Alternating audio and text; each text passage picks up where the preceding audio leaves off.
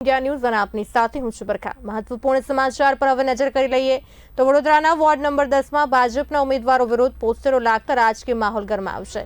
બાયલી Vasna road વિસ્તારમાં લાગેલા પોસ્ટરોને પગલે સ્થાનિક રાજકારણમાં ચર્ચાનો માહોલ સર્જાયો છે।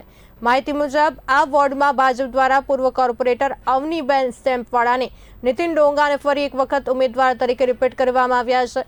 જોકે તેમના ઉમેદવારીને લઈને કેટલાક વર્ગોમાં અસંતોષ જોવા મળી રહ્યો છે, જે પોસ્ટરોના રૂપમાં સામે આવ્યો છે। પોસ્ટરોમાં ક્રાંતિકારી સેનાને ઝેનઝીની જરૂર છે એવા ઉલ્લેખ કરવામાં આવ્યા છે, જે રાજકીય સંદેશ આપતા હોવાનું માનવામાં આવ્યું છે। નોંધનીય છે કે 2 દિવસ અગાઉ પણ એ જ સ્થળે અવનીબેન સ્ટેમ્પવાળા વિરુદ્ધ પોસ્ટરો લાગ્યા હતા અને હવે નીતિન ડોંગા વિરુદ્ધ પોસ્ટરો લાગતા મામલો વધુ ચર્ચાસ્પદ બન્યો છે। આ ઘટના બાદ વિસ્તારમાં થોડો સમય માટે સન્નાટો છવાઈ ગયો હતો। પોસ્ટરો લાગતા સ્થાનિક ભાજપ કાર્યકરો અને રહેવાસીઓમાં આશ્ચર્ય અને ચિંતા વ્યક્ત થઈ રહી છે। બાયલી વાસણા રોડ પર ભાજપના બંને ઉમેદવારોનો વિરોધ દર્શાવતા પોસ્ટરો રાજકીય તણાવ વધારતા હોવાનું માનવામાં આવે છે। મહત્વપૂર્ણ વાત એ છે કે પોસ્ટરો લગાવનાર વ્યક્તિ મોઢું ઢાંકીને વિસ્તારમાં ફરતો હતો અને તેની હરકતો નજીકના સીસીટીવી કેમેરામાં કેદ થઈ ગઈ છે। પોલીસ દ્વારા ફૂટેજના આધારે તપાસ હાથ ધરવામાં આવી હોવાનું સૂત્રો જણાવી રહ્યા છે।